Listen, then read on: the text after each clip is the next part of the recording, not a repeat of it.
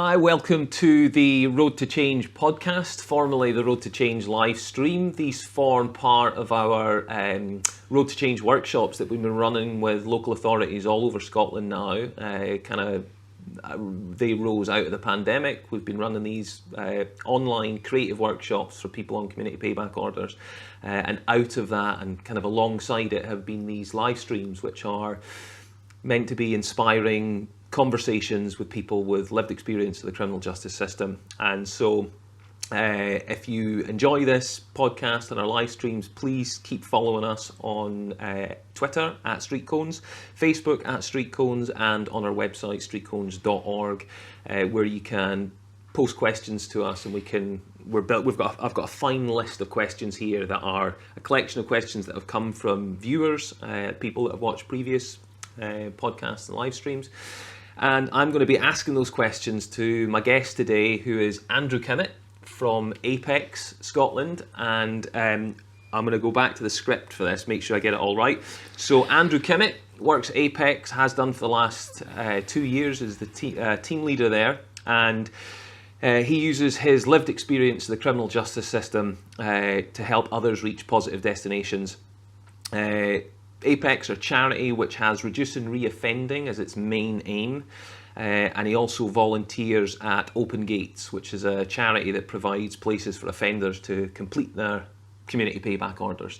So Andrew, thanks for being with me. It's taken ages for us to actually get into a space to do this. We've been talking about it for maybe a year, I think. Yeah, well, just over a year. We're going to do one of the live streams, but meeting face to face is just so much better. Oh, it's so much better. The dynamic that has been missing is so apparent now. Every time I meet, like when I met you at the door, I was like, oh, it's a human being, you know. But I'm able to kind of look into the whites of their eyes and feel that human connection which we've been missing. Yeah, I mean, I really enjoyed the online ones as well.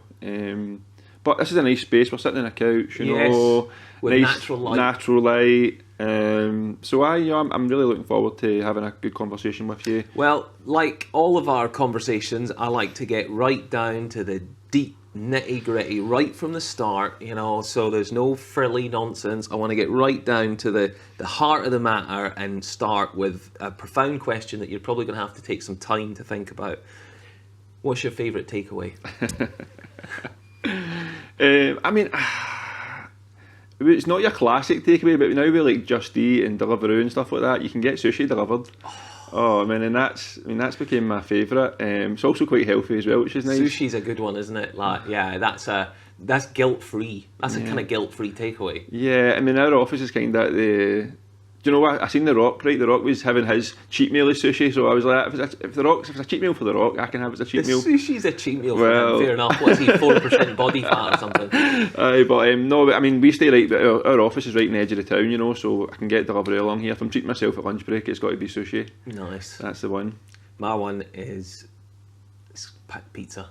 Yeah. So I've discovered it's not that this should become a promotional tool for various restaurants or takeaway establishments, but there's a new pizza place that has just opened in Glasgow literally a few months ago called Franco Manca, and they are a sourdough pizza company based in London, but they've actually opened chains around the country now, and their pizza is out. They're on Mitchell Street, so I've been ordering Deliveroo from them. I'll need to try it, but I'm still Pisano's still the. Trust me. Better than Pisano. It knocks Pisano into a cocked hat, I swear. I don't know. I have to try it. Give it a try and let me know. So yeah, next question. You're being sent to a desert island. Right. You can take one item, one book, one film or TV show, and a person, real or fictional, alive or from history. Right. So I thought about this question before, right? I want to survive, right? Okay. So I want to survive. I'm not planning on being there bored for a long time. So I'd take a Swiss Army knife. That's your item. I'd take that. I think that would be useful. The one item. My book, right? My book was the one. I've got a nemesis when it comes to a book. I've got a book that I need to read before I die. I started it, but I struggled. It was Don Quixote. So the first time I read it, I was sitting with like a... Is that Carlos Castaneda? No. Yeah, I think that's... Is it? I hope I'm right with that. Can't remember. Yeah, Don't put me in Coyote. the spot. But it's obviously wrote in the 16th century, and like there's so many like kind of old words in it, and I was sitting with like every page. I was like, what does this word mean? What does that word mean? And I keep on getting into it's a comedy, the book, and it's quite funny. But I was missing some of the jokes, so I really should read it a couple of times. So I think if I was on a desert island, I could just take my time and really get it and understand it. So I'm going to get back to it. It's sitting under my bed. It's been there for about 2 years, so I need to get back to it. So we've got the Swiss Army knife. We've got Don Coyote. Yeah. Film or TV show? You know, I was thinking about Castaway first of all, because you can maybe teach me how to get a fire going. But I think you need to go for a comedy, something funny, because you're going to be there for a while. So what's really funny? I like Superbad. That's a really what's one? Oh, that's a good one. Dumb and Dumber though for the Dumb and Dumber. Yeah. That's a belter. Jim Carrey. He used to. I remember laughing so hard at The Mask that my face hurt when I was younger. I remember just going, I can't laugh anymore. You watched Dumb and Dumber the other day. I think I'm picking that because we've just seen it the other day, and like me and my wife were like quoting lines before it came up. You've not watched it in months, but you just know every word. And Liar Liar. That was a great one. So good. So good. And then your person. Oh, I mean, again, Survivor, it's easy. I mean, I was thinking about David Bowie, like, but then I don't really know if we'd have a lot in common. He's interesting, but like, I mean, I don't think he would help me survive. Really annoying. I mean, you'd hate to be on a desert island with one of your idols, and then actually, David, can you just? I think I would go for Bear Grylls. You know, yeah, Bear Grylls. He's interesting. I've seen him doing like, some of the shows with the comedians and the actors, and he seems like quite a fun guy. But I don't buy him though. I think he's a cheat. Doesn't he stay in like 5-star hotels? Yeah, he was caught doing it once. Nah. My favourite one of him is when he was trying to get the honey out of the mountain. He was up the mountain and he was trying to get the honey, and I think if you look at it online, it's Bear Grylls does a Benedict Cumberbatch impression. I've seen that. Yeah. I think Ray Mears is probably the more real. Oh, Ray Mears is good. I suppose he's no. Bear Grylls would probably try and do some crazy thing to get you out, but Ray Mears would be probably sitting still and keep you alive, probably. Yes. Yeah. Ray Mears, Bear Grylls is probably more entertaining.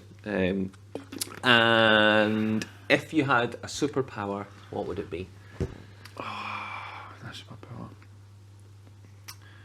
I don't know what you would call the power. Maybe some power just to create stuff, you know, like if somebody needs water, we'd have them water. The power of manifestation. You know, like try and stop the kind of capitalist gravy train. Just kind of like whoever somebody needed, just give it to them. Maybe. I don't know if that would cure the world problems. Do you know what? That has not come up before. Invisibility is a big one. Yeah. Power of flight is a big one. Another one that comes up is teleportation, but none of my guests so far have chosen the power to manifest. Yeah. So that's I'm probably going to steal that. All right, so going off the maybe more silly stuff now. So what is your earliest memory? You know, I was the first house that I stayed in was in Rockhill. So some of my earliest memories are just being a wee boy there and just playing. And I was trying to think of some of the earliest memories. I've always got this memory of watching Scotland Today, sitting after nursery eating a sandwich. I don't know why. I don't know what was happening in the background. Something must have been happening for it to click. But I do remember. I do remember one time I was like playing in the garden and I was with a friend. I can't tell you the person's name now. And we kind of ran away up to Rockhill Park and we were hiding behind like an old community centre, I think it was. And people were trying to look for me and they were shouting for me. And I remember I was being scared, but I was kind of thrilled at the same time. And eventually I ran back to the house and my mum was upset and she was like giving me trouble and stuff like that, but she's probably glad to see me. But I'd probably say that's one of my earliest memories. I don't know why that one sticks out. The brain works, and that memory is stuck there for you, and it's still vivid. And all these years later, for me, so I was born in Edinburgh and lived on Dundee Street, and the flat that we were in, there was a stone kind of close, you know, and so we were up on the top floor. That sound is probably the fire alarm. We're filming this at Apex, who are lucky enough to have their offices in the Carleton Community Fire Station. So if their alarm goes off and you see us run, that might be why. Yeah. But yeah, so my earliest memory is I've got a wee wooden like bike type thing, or I think it was like a fire engine type, ironically. And I was sitting on that barefoot, probably nappy on, and I remember just going up and down in this stone close, and that's my first memory that I can. How old do you remember the nappy? I think it was about 3 or 4 my earliest memory. I must have been I mean, and these are back in the old days. Remember toweling nappies? Yeah. When your mum had to wash them out all the time. There was no disposable ones. But I remember because it was thick, and I remember sitting on it, and I've got to be 2, 3, you know. See, now you're saying that about the wee trike. I remember like the wee fire truck. I had a Ghostbusters trike or something now. Like, I just remembered. I don't remember ever remembering that until You're younger now. than me. You're obviously younger than me. 80s child. So tell us a wee bit then. You moved into it there, but tell us a wee bit about your early childhood and where you grew up and how you grew up. So, I mean, I grew up in Rockhill at first. I was at the age of 5. At the time, I had a big sister, Donna. She's my older sister. Rockhill, that's Maryhill kind of area, is it? Kind of in between, I would say, Rockhill and Poso. That's it, yeah. So that's kind of the Rockhill area. It's totally changed now. The bit where I stayed is different. It's all nice houses now. Right. We stayed in Closes back then. Bit of a rough area, as most places in Glasgow were in the 80s. So just for people who aren't familiar with Glasgow, that's kind of northwest Glasgow? Or? Yeah, I would say so. Yeah. Northwest, yeah. After that, we kind of moved into the Red Road flats. Uh-huh. So kind of North Glasgow. We were 22 up, one of the kind of big 3 tower blocks, you Wow. know. Really. So were you moved into there? No, I think we had we were 1 bedroom in Rockhill, and that was like, I can't remember. It was a bigger house. I actually don't know the reason why I moved there. I had to ask my mum, but we moved there anyway. It seemed to be better for us at the time to move there. I remember it being really fun. You can imagine, like, I think the flats were 23 high and there was 3 in a row. You can imagine how many wains there were. Yeah. So I had a great time there for a couple of years. And then my little sister Joanne was born there. And then we moved to Maryhill. We had a house in KIMMETT Street, which is no longer there as well. I think that's kind of like... It's amazing, isn't it? So the Red Road flats are gone. Yeah. Rockhill's gone, the back state in. You've got to be aware of where you're living, because it seems that not long after you leave, they disappear. KIMMETT Street, I moved in, which if you go down to KIMMETT Street now, I don't think I've not been up that way since before lockdown. But it's just like the last time, just an empty street, and like the lampposts are still there. Stayed there, went to school there, St Mary's, just on Maryhill Road. My other sister was born, Caitlin, and that kind of completed the family. So I stayed with my mum and my dad, Joe and Diane. And we then moved to Carntine in Ridley, growing up as a teenager. And I suppose that's where some of my story begins. Some of the stuff we're going to get into probably begins from around about there, from leaving school. So I went to school at Mungles in the Gallagate, and I didn't like school. Stone's throw from where we are now. Yeah, just 2 minutes from here, and school. I suppose. I mean, I suppose that's some of your memories when you really start thinking about life, isn't it? When you really start to develop your character and start realising what you like and what you don't like, you get a bit of freedom. But school was difficult for me. I just never really enjoyed it. It was just never fun. I don't know what it was. I don't really think I liked any of the subjects, really. Maybe history, maybe. Yeah. That's the one that I didn't like, but I love now. I love history now. Yeah. You know, I can't get enough of history now, and it's such a shame, such a wasted opportunity. That I squandered that when I was a kid and I had the opportunity to learn history. You know, I can blame some of it on teachers for sure, but my history teacher used to just let me read the history books. You know, I think he just let me read the books, and I think I just enjoyed that, getting in my own wee world. Which was always nice, just to go away and read about things that happened in the past and interesting events. You know, World War II. I mean, how interesting is it? It was the most horrible thing that's probably ever happened in human history, maybe, but it's so interesting, isn't it? Yeah. But that was pretty much me until I started work. You know, around about 16, I started working as I wanted to leave school first of all. My mum was like, "You need to stay on. You need to get a job." And I was like, "Oh, I don't want to do any of that." But I managed to get an apprenticeship working as an alarm engineer, so fitting like alarms, cameras, CCTV. Done a wee bit of fire alarms as well. And it seemed great at the time, but I soon realised I hated that as well. I hated it. I absolutely hated it. So did you complete your apprenticeship? Yeah, I completed it. I completed it and passed it. I was a couple of months into it before I kind of lost my job. Very first day I got a car during my apprenticeship. I was doing an apprentice time. I crashed it into a wall on London Road. Wow. So you passed your test? Yeah, I passed my test. Very first day, and I remember my boss saying to me, he says, "You can take the car home, right? You're not meant to, but just don't drive it after work." And I went, "Right, no problem." And very first night I took it a spin in London Road, and I crashed into a wall. I nearly Right got, off? Right off, aye. Yeah. Right off. I broke my thumb in the accident, and it was silly. I nearly got sacked for it. I didn't. But within that year, I'd crashed 2 other cars.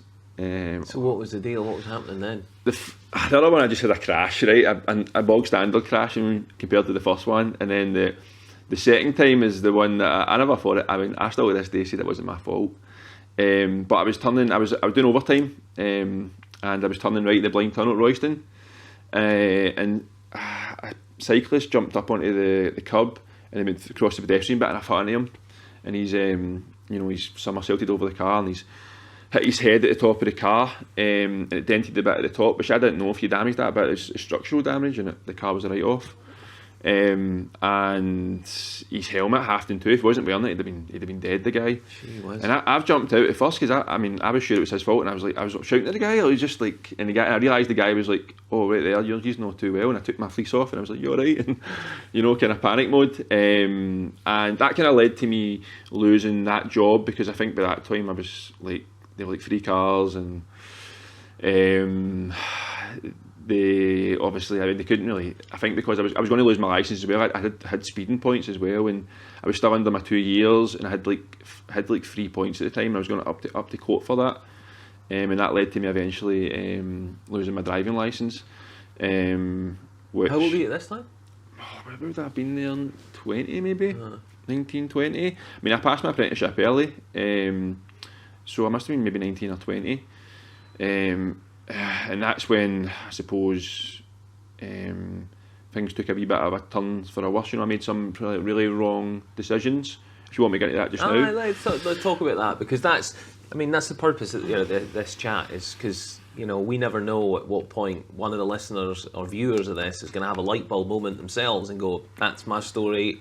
I made some bad choices." So I'll drop back a wee bit then, just to, I suppose, to lead up to that decision. Although I didn't like my job, what I really got joy out of was going to kind of like raves and the dancing, but mostly like raves. I was into dance music. I loved, like, at the time, like trance music. Developed into kind of like the kind of harder styles, so like the stuff you get in Holland, like hard style and eventually raw style, all that kind of stuff. European trance. European stuff. Really stuff like that, and I really loved it, and that was the thing that I really liked to do. And when I was younger, even before I was 16, I was into dance music, and I remember always I wanted to be into like going to raves and all that. And it's part of rave culture is taking drugs, isn't it? I mean, that's part of the culture, and and that was something I get into. I get into doing that, taking drugs, whether it be cocaine, ecstasy, all that kind of stuff. And it was kind of like a weekend warrior kind of type thing, That's what I thought of myself. And I suppose at the time when I really hated my job, that's where I really got a lot of my. That's where I was really happy. That's what I was really happy doing. That's what made me happy. That's what I was working for. That was the reward. That was the reward, yeah. I mean, going to football with my friends and going out drinking all the weekend. Young guy, wearing nice clothes and stuff like that. That was the things that I liked. And when I lost that job, I was on quite really, I suppose, really good wages for a young guy. And before that, I was on apprentice wages. Now, being an apprentice, you can't really afford the amount of drugs that I was taking. And I remember the first time that one of the times that I took cocaine, within a week later I was like selling it, just to make money, because I thought that seems like these. I mean, I can't afford to buy that. I mean, I can buy a wee bit, but if I want to take more than that, I need to sell it. So that's what I done through during my apprentice. I would sell them just to be able to take them myself. And then when I passed my apprenticeship, I was earning really good money, and I didn't have to do that. So I just stopped it. I just thought it was like a wee youthful thing, a lot of people were doing it. Dodged. Yeah, it was a bullet dodged, it was a bullet dodged. And it just seemed, it didn't really seem like such an issue. It didn't seem that I was really like I was doing anything wrong, really, to me. Everybody, I mean, in the rave scene, everybody now was taking drugs, everybody was selling drugs. It was just part of the environment I was in. And then when I lost that job, I got another job in another company. It was actually my boss, he really liked us, and he phoned up this company and he says, I've got this young guy, Andy. He's got to leave here. I told him the situation, really honest with the guy, and the guy says, I'll be looking for somebody, and we come in and went to him. The money just wasn't as good. The job wasn't, I didn't have as much, the type of work that I was doing with the first company was, I suppose, it was like quite big jobs, I was in charge of other people, I was trusted to work with, in charge of apprentices and stuff like that as well, and given a lot of scope to kind of do what I want. This job was kind of quite basic stuff that I felt I was doing, and I felt I was above it. I mean, just a young guy, and I was like, this isn't the stuff that I've been taught to do. It was quite easy, I'd done quite a really good apprenticeship, I had really good qualifications doing it, and the money was just rubbish. And I remember I was travelling through Edinburgh every day and back, every day and back, every day and back. That's hard work. And I was just hating it. And at the time, I was just starting to I suppose I was taking more drugs at the time and just really, really looking forward to the weekend, really going for it. Yeah. I was part of the Monday Club every Monday. There was no doubt about it. I picked up my first offence there as well. It was down in England. I was caught with drugs in a football match. It was like Celtic Newcastle. I was arguing with a bouncer and he tried to take them off me. I wouldn't let him take me, Just a wee, for me, again, this sounds so silly, but just like a wee daft offence, It was like a possession charge, got a fine for it. Lucky I didn't get the jail for how much I had on me. But all these things are building up. So this time I've got this possession charge. I've got a court case for my driving coming up. And then I'm hating my job. Like, honestly, I was just so low. Like, I've never been classed as depressed. I mean, I don't think that's me, but if I was, did they say a time in my life where I felt depressed, that was it. I just was not happy with what I was doing. I just didn't see any way out of it. And the only thing that I was using to cope was, getting out at the weekend. That was it. And then this job, I remember one day I just woke up and I phoned my boss and he says, where are you? I says, I'm not coming in. And he says, what? I says, I'm coming over there now to drop the car off, all my tools, and I'm quitting. And the guy was like, what are you talking about? I says, I'm had enough of this. I can't do this. I just can't do it anymore. And so I did. And this is where I came up with my genius plan. This is where I came up with my genius plan, where I thought, why don't I just get back to selling drugs? Do that full time, work with my friends. Don't have to work. I can go to raves all the time, can do what I want, go to the football, and just live my best life. That's what I thought was what I was going to do. Isn't it amazing though that when you were in that phase, like, and a lot of the people that you and I work with who talk about that period, there's logic. It seems logical. It seems like foolproof. It seems, there's some risk, but hey, life's risky. It's that kind of, there's almost a clarity around it at that time, and now with the passage of time, you're able to look back and maybe have a slightly different view of it. But yeah, so there you are, making that choice there. Like, I can work, I can do this, have all the benefits, none of the risk. Yeah. And so, where do you end up then? So how long were you doing that for? Well, next 5 years of my life, 4 or 5 years, probably 5 years. Yeah, about 20. So that just seemed like the best plan, and I went for that. And for a long time, it all seemed pretty good, And there was a few times that I tried to get a job. I remember one thing that happened. I tried to get out of it. I'm going to get a job, and I got a job in a call centre. It was over in Ibrox in Govan House. I was working for Sky, and I remember going to it was a recruitment agency. I think it was, I can't remember the name of them. But remember, they gave me wrong advice anyway, which hopefully something I can talk about later around disclosure. They were like saying, don't mention, at this time I'd had my conviction for the drug charge, and I'd obviously lost my driving licence for this time. I got a careless driving charge and got 5 points for it. So I had two charges at this time, and they were like, don't mention your conviction or they won't let you in. And I was like, alright, okay, I didn't know any better, young boy. 3 months later, I'd worked there for 3 months, maybe it might not even as long as that. They took me on full time, and the first thing they do is they do a criminal record check. Lost my job. And I remember thinking, that wasn't that long afterwards, and I remember thinking, I'm not getting a job again, I'm not even trying. Why did I try? And the money I'm making wasn't even nothing compared to what I had, and I had to go to work, and had to get a bus and a subway over to Ibrox. Why would I want to do that on a Monday morning? Do you know what I mean? I can lie in my bed and I'll still be out, even better, still be out.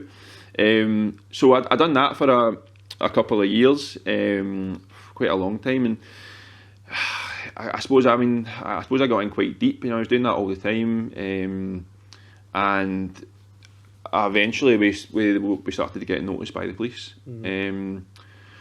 As you can imagine, couple of young guys, there was a group of us, we were always running about, always had money, never working. Always had good gear on. What I mean? Top of the range shell suits and. I was never a shell suit guy. I was always quite smart, but when you're doing that, living that kind of life, there's other crimes you're committing as well. There's other things. It's not just drugs. There's always other things you're doing. It's just everything's just dodgy in it. Nothing you're doing's right. And it started to lead to getting a bit of attention for the police, and it was like doors going in and stuff like that. Happened to me loads of times. Happened to my friends loads of times. Police watching you. They all know who you are. I could tell you a million wee stories. About different wee things that happened. But what was? I mean, you don't have to divulge too much. But is there a story around that time that makes you're kind of alluding to it now, that once you're appearing on the police radar, if you like, and your name's kind of known, and some doors are getting kicked in, you're kind of like. When you started this journey, you were like, what's the point of working full time? I can do this. Yeah. I can get all the benefits. I can party at the weekends. And there must have been a time where you think, right, I'm looking over my shoulder now, and it's the looking over your shoulder that catches you eventually, and the time and energy and the emotional cost of constantly being alert and constantly thinking, any day now I'm getting that knock on the door. Is that where you're? I think it's probably the first time that I was out partying all weekend, right? And I came back, it must have been like Monday or Tuesday morning, who knows? I can't even remember now.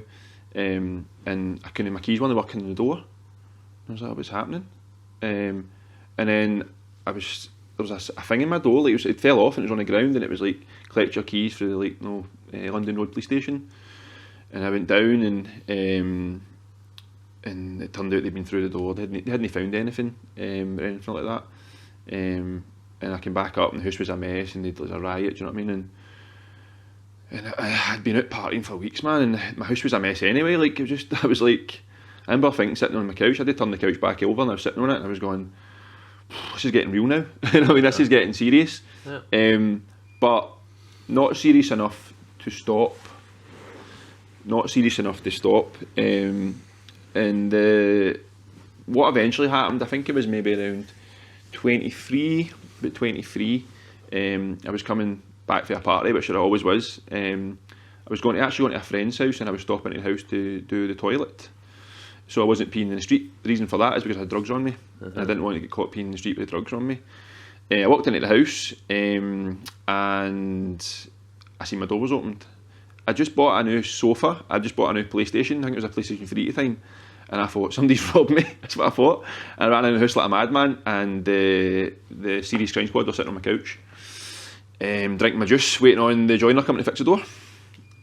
And that is how I got caught. And I was like deflated, obviously, as you can imagine. Yeah. I knew that time, and they searched me, and that was, I suppose, the start of me beginning to think, what can I do here to change? Because I knew for a fact then that I was going to prison. It wasn't loads of drugs that I had on me, but it was definitely enough to go into prison. And that, it took me about a year for that to happen, to go to prison, and that year before, I remember I was just starting to, like, everything I was really paranoid about. I was starting to really worry about what I was doing. Not enough to stop though. I still continued what I was doing, and I remember thinking, I was kind of stuck in a limbo, which is one of the issues just now. It took so long to get to court. I was stuck in limbo, and I remember I was thinking about making changes, but I thought, what's the point? If I get a job, I'm going to lose it. who's going to help me really? That's what I was thinking. So I continued doing what I was doing. Eventually went to court, and I got quite a short-term prison sentence. You know, it was like, I think it was like, the first thing I heard was like 18 months, and I was like, oh my god, I was freaking out. And then it was like, no, but because you pleaded guilty in early stage, you get this month. And then it was like 9 months, half of your time, and then you only have to do 4 months. And eventually only served a couple of months because I got out in the tag. But going to prison was a real eye-opener for me. One of the biggest eye-openers was just how many people I knew in prison. One of my good friends was, one of the jobs I got was working on the pass at reception. And one of my friends came in, you know, one of a really good friend, and I was talking to him and stuff. I ended up losing my job because I opened the door and I was talking to him. They give you the keys to open. It's like, you come in, it's like wee tiny, if you went to Berlin, if you don't know, you come in and they first put you in like wee kind of tiny cells, maybe the size of this couch, and you just sit there and we can give the prisoners water if you're working on the pass. So I came in and I gave them water, but I was starting talking to phrases and I lost my job because I was talking for too long. Because I don't think he'd been searched yet. I think they were thinking I was taking, I don't know what they thought anyway. But then when it up to the halls, the guy who I was sharing the cell with, I knew him. I was sitting going, I recognise that name. I walked in, I knew him. Another boy I knew for Duke Street, he was across the landing, I knew him. I get moved over to Letham Hall, which at the time was kind of like it's not the open bit, but your prison, your kind of open bit there. I don't think it's the same now. And then I knew 3 or 4 people in there, and I was like, that was a real eye opener. Going like, the people I'm hanging about with are, it's certainly not their fault why I'm in here, you know, but this is an issue. Yeah. You know, this is the people I'm hanging about with, and it was like a boys' club up there. Do you know how many people I know? Prison itself for 2 months. It was. My mum stays in Ridley, so Berlin's in Ridley, and I could basically see a house from the window there. That was quite difficult. Yeah. I remember thinking, you know, it's quite the same routine. It was only 2 months, so I was quite lucky in that sense. But it's horrible. It's horrible. The place is disgusting. Yeah. It's not a nice place. Was that the point then? So when you've, you know, so you were kind of on remand for a year, you know, waiting. Well, I wasn't in prison for a year. I wasn't on remand. I was just kind of waiting for my court dates. But I was kind of waiting for your court date for that year, yeah. And that wasn't enough to desist. So, you know, you're like, well, I could get a job where, you know, I could just keep going. It's almost like you're waiting. It's like you want somebody to stop you. You're looking for somebody to finally, and that's what jail did, I suppose. Is that what you're saying? Yeah, I mean, definitely. When I was in there, I was starting to think, I can't do this anymore. I need to stop this. I can't keep doing this. I was really unhappy. And then when I came out of prison, I was on the tag, and I continued doing what I was doing at first. Even on the tag? Even on the tag. I had no money. I didn't have any money. One of my friends had been like paying my rent and that for us in, so I didn't have to lose my house and stuff like that, and I wanted to pay him back. You know, or just have any money, and that was when it got really tough for me. Everything was just like doing anything I was like really worried about, and I really started to think, what am I doing here? And I suppose I was just getting on it again. No, try to block those thoughts out and try to forget about it. I was getting all my friends involved in doing what I was doing, try to get them into doing what I was doing as well, try to reduce risk for me, you know, just try to do anything to try and forget about it. And what are your hours here? You're what, tag hours 7 to 7? 7 to 7, aye. Yeah. You know, 7 to 7. But I was committed to prison, I think I was 24 if I remember right. And I remember thinking I needed a whole total change, and it was even in like my relationships with people, even in, you know, relationship with a partner as well. I was thinking I just need to change everything. I just need to get away from everything.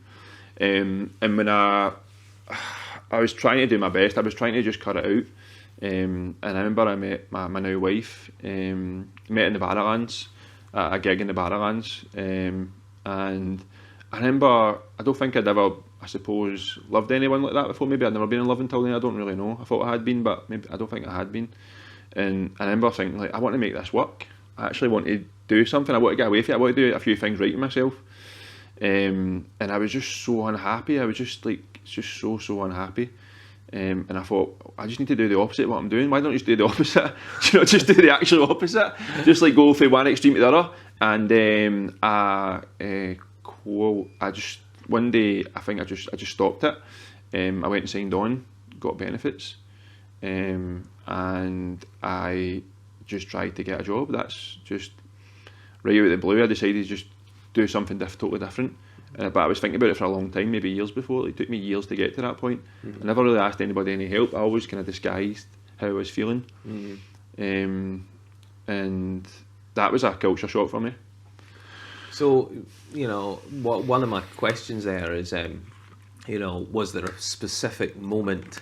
Because the title of these workshops and the title of these podcasts, live streams are The Road to Change. So, was there a specific moment where you had that road to change moment, and for you it's fallen in love?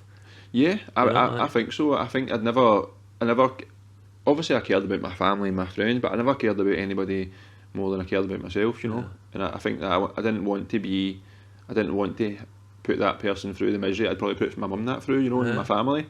I wanted to do right by them, and I hadn't thought of a family by then, but these are the sort of things you start to think about, and I'm like, is that who I want to be if I have any kids? I've got kids now. Do I want to be that person for them? I mean, I just can't do it. I just didn't want to do it, and that was the big change for me that made me want to do something different. That's amazing. For a lot of people that we've interviewed, and sometimes it's the jail itself that forces that road to change moment on them. But you'd been to jail, you'd done some time there, you'd come out, you're on the tag, you're still offending. It took you meeting your wife to make it clear for the clarity to hit you. Yeah, and she was obviously supportive of that as well. Like, she didn't, and that's what she was obviously like. Oh, that's a brilliant idea. She liked me. Obviously, that's a brilliant idea. Why don't you do that? That's always nice to hear. But that led to a culture shock, and I think this is what a lot of people worry about as well. Like, I went from having money, going on holidays, going to out every weekend, to not really having a lot. And it was really difficult going and signing on. That was so difficult for me. I didn't get a job for a long time. I just couldn't get a job because of my convictions, I believe. I don't know. I was quite motivated to get a job. I would do anything, and I remember there was it was Shettleston Job Centre I was going to at the time, and they had a scheme on. It was like basically give you a job working in the range. The range is opened up along London Road, and they just needed like 100 staff straight away. And they're like, basically, if you show up, you're getting a job. So I was like, I'll be there, because I really wanted to get a job. I needed money. And I remember I was working, and a guy I used to work with, and he's turned up, and he was like so shocked to see me. He couldn't believe I was doing what I did. Like, I think he was looking down on me, kind of thing, He was like, what are you doing? I was like, what are you working here for like minimum wage? And at the time, I was nearly confident enough to tell him why. I was just like, I just try to get away from all that stuff, Whereas now I'd be like, really tell him why. But I was like, I remember thinking, well, what am I doing? I was like, still, is this the right thing for me? But it was just, I was just so much happier. I was honestly, my big thing is happiness. Yeah. It's doing things that make me happy. And back then, I went for the short-term happiness. Yeah. Whereas my understanding now, happy is about just a long-term goal, isn't it? Yeah. Am I going to be happy in a month's time with what I'm doing? Am I going to be happy in a year's time? Yeah. And by doing that, it did kind of. It's kind of like, the happiness you're talking about now, and that discovery, that happiness you can own. Yeah. Whereas the happiness you were getting from the short-term fixes, you don't. That's borrowed. It's borrowed happiness. It's like it's temporary. It's very transient, and for a while, it's super high. It's like, and it's fool's gold, isn't it? It's fool's gold. It's a good way of putting it. Yeah. No, it definitely is. At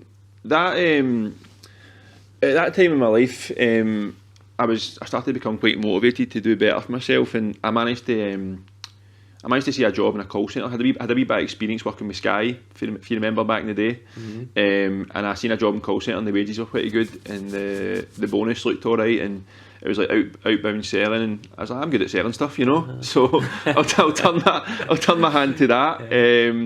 And that led to me moving from the range into there, and I worked in call centres for a long time. I seemed to be quite good at that line of work. I moved up positions and stuff like that, and I quite liked it.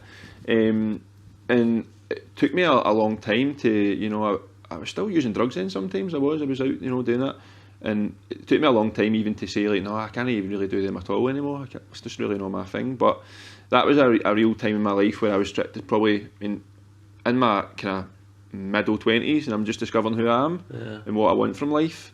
I suppose at that time in my life, that's when I was starting to think, like, I can actually do something that I want to do, whereas I was just taking any job.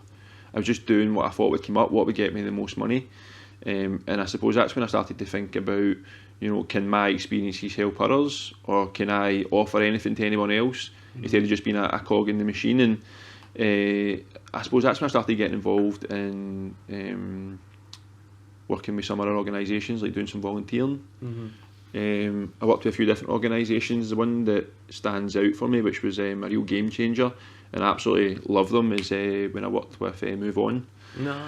I worked with them for a couple of years in my late 20s. I was like a volunteer mentor, working with young people who had been involved in the criminal justice system, you know. Really great programme, and that you get a young person and you take them out away from where they are. So one of the wee guys was like from the Gorbals, had been involved in knife crime and stuff like that.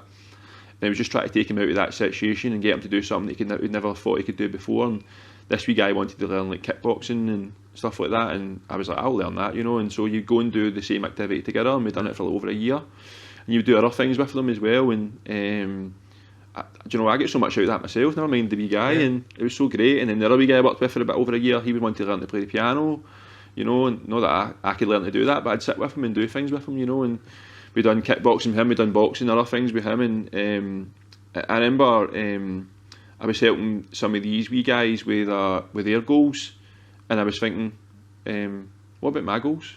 You know, I'm still working in the call centre, what am I doing here? I don't want to work in the call centre all my life. I kind of like my job, you know, but it wasn't, I just done it because I had applied for other jobs, but I was really finding it difficult to get a job with my conviction. That was a real issue, getting any other jobs. And it made me start to think to myself, what can I do? Can you talk about that stigma? So when you're, you know, applying for jobs and you're not getting them, or, I mean, are you even getting interviews? Are you getting past the interview stage and then they're discovering the conviction and that's it? Or? So I worked for a company who basically worked for other companies. So we would work for big, large companies, and we would do the work for them, and we would do it for cheaper, you know. But the big, large companies, they did have in-house teams, and they would obviously pay a lot more money. I would apply to all these in-house teams thinking that I could go and do the job that I'm doing just now, get more money. I'm doing double the work probably than they're doing. That's how I used to think it. It's just to see it, maybe not true. And I would never get anywhere with them. And I'm thinking, like, look at the experience I've got. I'm managing teams of 60. I'm onboarding 200-300 people at winter for big winter ramp ups. You know, I'm doing all these things. Why aren't these big companies, you know, I'm taking me back on? And I applied to all of them, all the big companies in Glasgow. And I never got an interview, not once. Not once did I get an interview, which was really challenging, which is really, I don't know, I mean... Hard on the self-esteem, that, yeah, it's hard on the self-esteem, and I applied for so many jobs, and there was a wee time when now I'm all about resilience now, I'm so about perseverance now, but see, at the time I was really losing heart, and I was applying for other jobs, different things, anything, and I just wasn't getting anywhere, and I got a couple of interviews, but for the amount of jobs that I applied for somebody who was in a job and the experience that I'd built up in the call centre, and for the amount of interviews, it just didn't make sense to me. And the only thing that seemed to be the only thing that I felt was it was holding me back was that. And I think at the time, you know, I had maybe a handful of convictions, you know. But people just, they hear you've been to prison, you know, they hear of your offending background. And the other thing was as well, I mean, I was in my late 20s then, the last conviction for I was about 24. It was quite a fresh conviction still. And people, I don't know, but I tend to get the opinion that people think like some people think that the person, if you get a conviction that's 4-year-old, that's still you. Whereas, as you were saying earlier on, a lot of people when they go to prison, that's when that really is a catalyst for change. So as soon as they come out of prison, they're a totally different person. That's I find that all the time, that people come out of prison, they're just totally changed from that one experience. So I think a lot of people hold that conviction against you, don't they, for quite a long time. So, like, can you your experience for young people or people engaged in offending behaviour who might be watching this, could you say, or would you say that because of your environment or where you grew up, that offending behaviour was inevitable, or do you think no, actually there was a degree of personal responsibility and I made choices? Because there's an argument that you sometimes hear that, well, you know, and I've had it with young people I've worked with who have spouted that, you know, going to Pullman is just part of it's almost like going to school. You know, they see it as inevitable. So would you say that was your experience, or no? You know, I clearly made a choice to go and sell drugs. Yeah. I clearly made that choice. I didn't have to do that.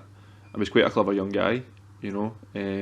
I could have got my licence back after 6 months and went and done what I'd done in my apprenticeship again. I could have done that, you know. I could have went and got a job in the meantime. I could have done something totally different. So no, for me it wasn't inevitable. I would say that that would be unfair to the environment that mum and dad created for me. I think that'd be unfair. That's to the them. other thing, isn't it? Yeah. I mean, and how? I mean, talk a bit about that. What was your parents' or family's kind of response, and how did you feel about that? Because that's often a catalyst for change when people think of the cost to their parents or their family. Yeah. What was that like? How did that affect your relationships with your family? It was obviously hard, like putting my mum through that as well, you know. I think because I'd left school and obviously I had problems like everybody else, you know, but I'd kind of passed my apprenticeship. I was earning really good money, you know. I remember I think it was like just past my apprenticeship, and I remember saying to my mum, like, well, I can't believe how much money I'm earning. I said, I'll stay here for a year and I'll pay you like the big money you want, and then I'll get a mortgage. That was my plan, you know, at the time. That was kind of the plan that I had, and I could afford that easily. I can't afford a mortgage now. Do you know what I mean? I can't afford the mortgage now, but I could afford one back then, and I just felt like such a disappointment as well, and it's just hard as well. I think at the time I didn't really know how to express myself to them, and I didn't. Obviously, at one point, obviously, I was asked to leave the house. You know what I mean? Because the stuff I was getting up to, my mum just wasn't having it anymore, and that's understandable, isn't it? And you know, I took that as a kind of like a personal attack on me, and I didn't speak to her for a long time, for about a year or something. You know, and my mum was trying to contact me, and one of the things I always say is I never really sought help, even when I came out of prison. I never really asked for anyone's help. I just tried to do it all on my own, and I feel that if I had asked for support at an earlier age, if I'd maybe when I lost my job, maybe went and spoke to someone, or when I came out of prison, if I contacted an organisation who supported people who had convictions, you know, it took me through all my early 20s and nearly into my late 20s to get myself together. I mean, that was I wasted maybe 7 years of my life. Do you know what I mean? Like, try to get myself back on the level when maybe if I'd actually sought support. So I think that's one of the things that I always say, like, if you just speak to someone about it, like, don't try and do it on your own. Like, you seen how bad my decision making. First of all, I'm going to do this crazy decision to do what I'm going to do, and then when I eventually have enough of that, I just done the absolute opposite. You know, I didn't really have any plan or any idea. It was just all reactionary. Yeah.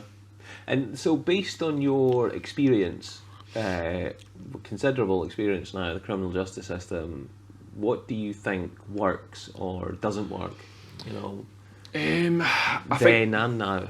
I think one of the things is, you know, how long it takes to go to court. That doesn't work.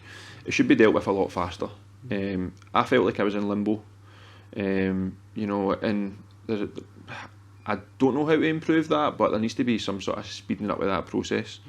You know, get you to court quicker, get the case dealt with, you know, and then you can move on with your life. The next thing would be like the prison sentence. Like, why was I in prison for 2 months? When was it? It was a waste of time. It was really a waste of time. Obviously, in nowadays you would have probably got a community payback order. Yeah, nowadays I've got a community payback order, and I'm an absolute massive fan of them. I mean, I think they're fantastic. You know, I've seen some of the stuff that you are doing, some of the projects that you've done, which I think are great. I've seen some of the guys at Open Gates, you know, really turn their lives around, you know, getting to come into an environment where they're doing actual practical community work, stuff that's actually, you know, helping people. They're giving back to their community. They're getting to use their hands, learn new skills. they're getting the chance to engage with organisations such as Apex, who I work with as well, and then they're getting to interact with people who, in Open Gates, for example, there's a few guys there who have been, on like quite hefty sentences, life sentences, and they're getting to interact with these guys every day, and I think there's kind of a mentoring relationship between some of them. They can see, like, if I don't stop what I'm doing, I'm going to end up like that. Whereas in Berlin, I was in with all the people hate to say it, but the BAMs, like we're all doing short sentences. It's sort of a bit of a holiday camp. I was in with all my friends. It wasn't really that tough. I think only because it's a short sentence, I think I'd have a different experience if it was longer. But doing something productive instead of lying in a cell is every day, every time is going to be much better for you. And I suppose, it's an interesting... We've just, with StreetCones, finished a film for Glasgow Community Justice that'll be coming out later, well, hopefully in October, looking at the experience of prison life, essentially. And that phrase, holiday camp, comes up quite a lot. And for some people, it does feel a bit like that, but for other people, it can be the end of their life, And so it's... like Brendan, who a previous guest, Brendan Boner, he talked about, that for him was the catalyst for change, and he talked very vividly about when he heard the gates close for the first time, and he remembers having to, make that phone call to his girlfriend, now wife, and it was chilling, and the fact that he couldn't show his emotion. So, obviously, every individual's experience is different, but for a lot of people, that, whether it's a month, 6 weeks, 2 months, 18 months, can be brutal in terms of the effect and the long-term impacts of that, and like you say, for you, it wasn't what made the difference. What made the difference was, what I would say about prison is, like, I definitely did not want to go back, and I was thinking about all the stuff that I'd done that would have got me more time. Anybody, not many people who are in prison have just committed that one crime, a crime of passion when it happens randomly. Most people, they've got a list of crimes, but most of the time it's like they're doing things like I was doing nearly every day, and it was just like the off chance you got caught. And I always think back to, one of the things that really made me want to stop was, it was just the number of crimes I was doing, the ones I didn't get caught for. We've got a handful of convictions, but thousands of other ones that I didn't get caught for, and that's what made me think, like, every day I'm putting myself at risk of going back there, and that was frightening to me. I was frightened. I didn't want to go back there, like, for a long sentence, and you're just bored, and you're in with other people who are in the exact same boat, and it's just an absolute powder keg as well. There's always problems in there as well, always problems, and if anybody wants to go back there, like, you've heard of people being institutionalised, maybe after 20 years, but most people are in and out of prison, like, especially Berlin, and like everybody hates it. It's just the worst place ever. How did you then, and how do you now manage your mental health? You talked a wee bit about, like, you never asked anybody for help, you didn't want to, and that seems something that's runs like a kind of stick of rock through our culture, and particularly with men, this idea that you just don't ask for help, deal with it yourself. So talk a wee bit about that, and where you are now in terms of openness and handling your mental health. I think that a lot of the positive changes helped my mental health. So the fact that I wasn't doing all those things, the fact that I wasn't taking drugs or drinking, I don't hardly ever drink. I was out last weekend, which was unlike me. It was like a shock to my wife. She was like, and I drank more water than I drank alcohol. I wasn't even drunk. I just really get involved in any of that. So that had a massive impact, to me. And it's such a. I'm at the point now, obviously after a long time of doing that. At first it was really hard, where, like, if I drink, I feel guilty. Like, I just don't want to even think about a hangover. So that cutting all that out was a massive thing. Getting a job, having a job and earning money, that was great.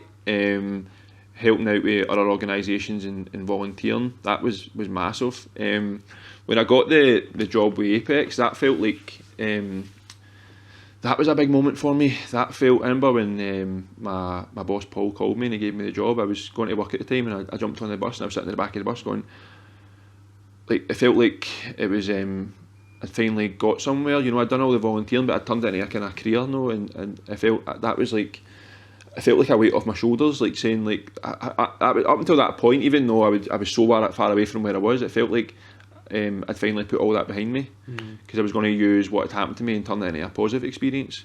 So that was massive. But probably the biggest thing for me is just, I think the main thing for me that's really worked is sharing my experiences with others. So what we're doing to do this, I think this is great. You know, take me back. I'm really enjoying thinking about where I was and where I am now. I think that's great. I've got a group of friends that even since like before lockdown, a new group of friends who I've been spending a lot of time with, talking about mental health, talking about fitness. You know, I think that's really that's been such a massive change for me, whereas I've got the accountability of them, and we're actually all focused on that. It's not like a lot of guys, we just kind of like push it to the side. We actually have those honest conversations with each other, and we all kind of support each other. I think the other ones is just keeping fit. I think that's the main one. I mean, people say about addictive personalities, maybe I was addicted to things, you know, but certainly that for me is the one that keeps me going. You know, my wife's always moaning, she's like, why are you getting up at 5:30 in the morning? And I'm like, you don't realise that, see, if I don't do that, I feel really bad and I feel really guilty and I feel terrible. And I've not really got any like major goals. I'm not a bodybuilder, you know, I'm not an athlete, I don't play any sport apart from a wee bit of boxing. I don't do anything like that. But just having that place to go, work out really hard for an hour in the morning, you know, you puts a lot of problems to the side. You know, like you theorise after it, that's not really much of a big problem. This is the hard work I've done for the day already, and you've done that by, you know, 6, 7 in the morning. It's having a practice, isn't it? You know, like that space that you get to go and wait. That it's a shame that it takes us, you know, as long as it does as individuals, as humans, to have that awareness and realisation that, see, if I do certain things and I focus on certain things, I feel better, I'm less likely to engage in offending behaviour, I'm less likely to engage in behaviour that's not serving me or my family. All that stuff takes, you know, you wish you could get that pill like somehow much earlier and just that makes a lot of sense. Yeah, I mean, because what you've managed to do, luckily, you know, through, I don't know, just the journey of life is, and there's a thing in Buddhist philosophy where they say turning poison into medicine. Yep. And that's kind of, you know, what you've done. You've taken the poison of that period of time and you've been able to turn it into medicine, not just for yourself, but for all of the people that you've been able to work with through Apex and through your volunteering at Move On and Open Gates as well. So it's... Yeah, and I think it's kind of like a number of things, you know, like I really like the job that I'm doing, that's important to me. I realised in the last job, although I was good at it, it was still impacting me because I didn't really what I wanted to do. That's important to me, having that. Obviously I've got a family now. Being there for my wee boys, that's super important to me, being the role model, you know, teaching them the right things, you know, being there for all the wee moments of their life, you know, spending time with them. That's just so much more important to me. When you look at the things that I wanted to do when I was younger compared to the things that I want to do now, like they wouldn't even compete now. Like I don't want to say that, I don't know, I'm just so focused on helping them, but not in a negative way. It's just such the right thing to do. I just feel like I'm on such a right path. Yeah. And get back to that happiness, which is the big thing for me as well. You know, when I think about like where do I want to be in 1 year time, 2 year time, like the decisions I'm making just now are going to impact where I'm going to be. And if I decide that I'm going to go back out and go out every weekend, I'm not going to be this where I want to be in 2 years' time. I'm not going to be a dad for my boys the way I want to be. I'm not going to be a good husband.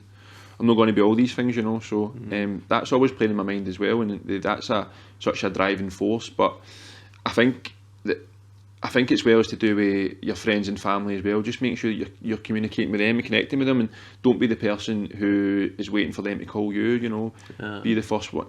I'm the one now to be the first one on the phone, hopefully, and the first one to say something.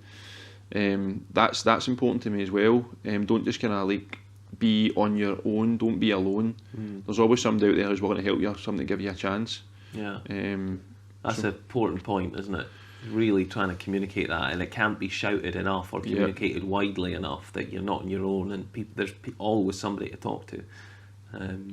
That's an important message to get out, and I think we're getting there now. I think I was having a chat with my son the other day, and he's 10 and he knows the phrase mental health. Yeah. And even that, like, see, when I was 10, when I was in school, the phrase mental health didn't exist. The word mental existed, but in a purely derogatory, you're mental. Yeah. Like, no, we talk about mental health now. The kids talk about mindfulness and stuff like that. So are we there? Absolutely not. But at least there's some progress and forward motion towards something a little bit healthier. I've got my wee boy. One's just not long born. The other one's just turned 4, and we do like yoga together, and we do like mindfulness stuff, and I've got another friend who does it with wee girls, and and I was like, my mum and dad would never done it to me, just because they didn't know about it back then. They didn't know, and they didn't do anything wrong. How did they know about it? But just things like that we do, and he's like free, and we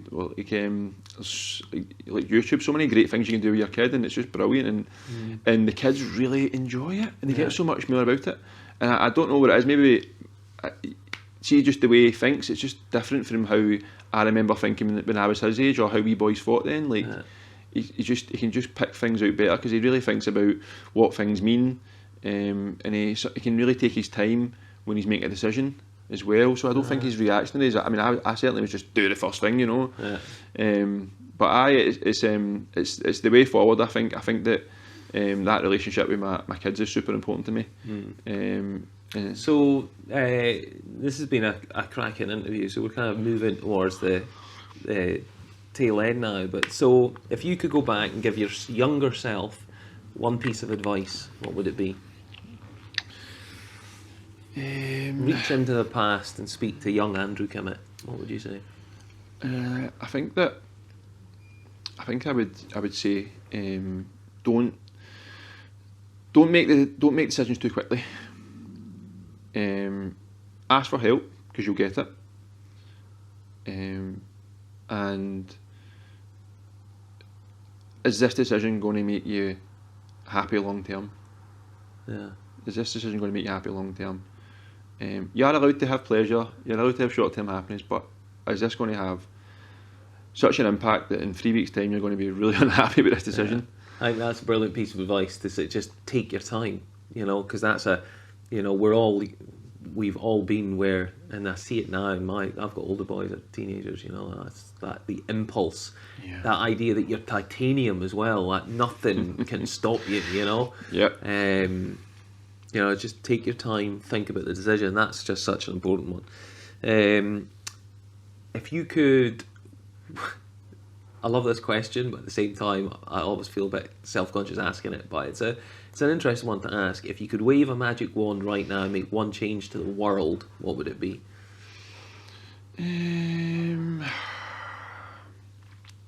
That's a difficult question. One change to the world. I don't know. I mean, I want to go for like the cheesy, old school kind of like, like beauty pageant answer, like and that's kind of what I'm thinking, that's kind of what I'm thinking, like end all war, something like that, like I mean, I think that's kind of something like that. How can we get that? How can we get there? I mean, I don't know, end all war maybe. I don't know. I mean, that's quite cheesy, but that's kind of what I would love to happen. Yeah. It's cheesy, but like lots of cliches, which I know in itself is a cliche to say. Cliches are only true because they're cliches. But imagine, it seems like such a failure of humanity that today we still have war, like fighting, because nobody would choose. If you spoke to any individual and say, you want to go to war, the answer would be no, but yet there is war. Like, surely we've evolved to a state where we could go, let's talk about this. But you look at what's happening in Kabul right now, or you look at what's happening in Israel, Palestine, and you look at various parts of Congo and Africa. You're just like, surely to goodness I don't know if it's in human nature, but there seems to be something that we just want more. We greed. We want what the others don't have. We want to be in control of it. I don't know what it is, but I think that we're still evolving. I think we're still closer to the animal than we are to like the end product. Sometimes it feels a bit like that, doesn't it? Yeah. Is there a person somebody in your life who's made such a huge difference and impact that you just want to acknowledge? And Well, I've already mentioned my wife, so I'm going to mention her because it was before her. I didn't really want to make a change really for anybody. It was, I wanted to have all the pleasure and not have any risk, you know. Yeah, I'd mention my wife, you know, because that was a turning point, meeting her, and me deciding that, you know, I want to change for another person instead of myself. So I would say her. yeah, good. That's an important one. So I suppose the last question that I'd like to ask is, what do you think has been the most important lesson that life has taught you? The most important lesson.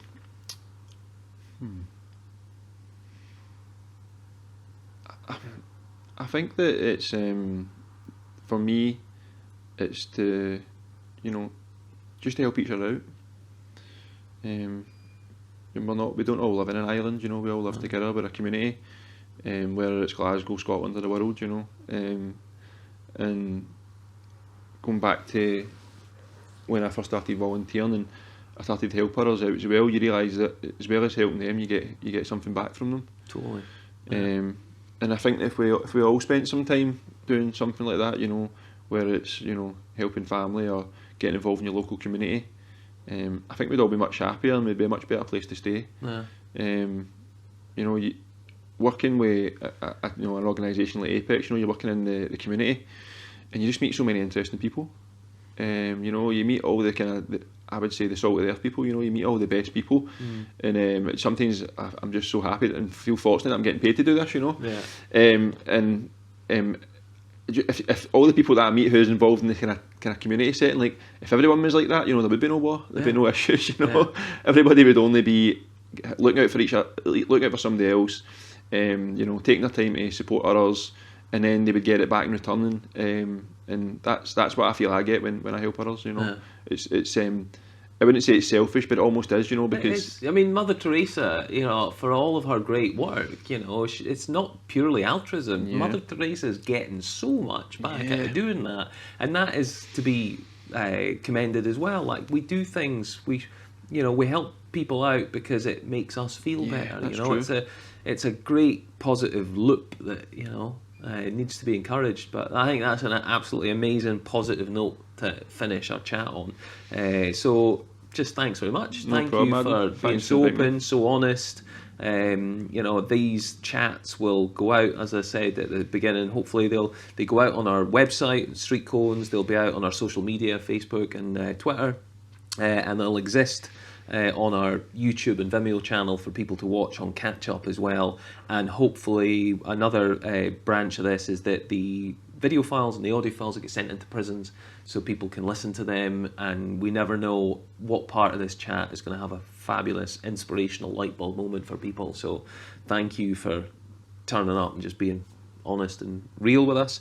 Thanks everyone for tuning in to another Road to Change podcast. It was the very first one that's been pre-recorded, so there's going to be a lot more. There's a lot more guests lined up, so please follow at StreetCones on Twitter, like StreetCones, our Facebook page, and stay in touch at streetcones.org and catch up. There's our films on there, Something to Lose. There's a new film coming out soon that we made, A Heavy Price, about kind of myths and the realities of prison life. So stay in touch with StreetCones, and please subscribe to our YouTube channel and share these videos as far and as widely as you can.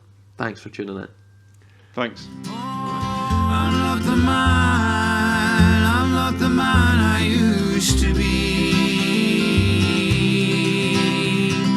Gone are the days when all I could see was myself in the mirror, trying to break free, but now I've broken free.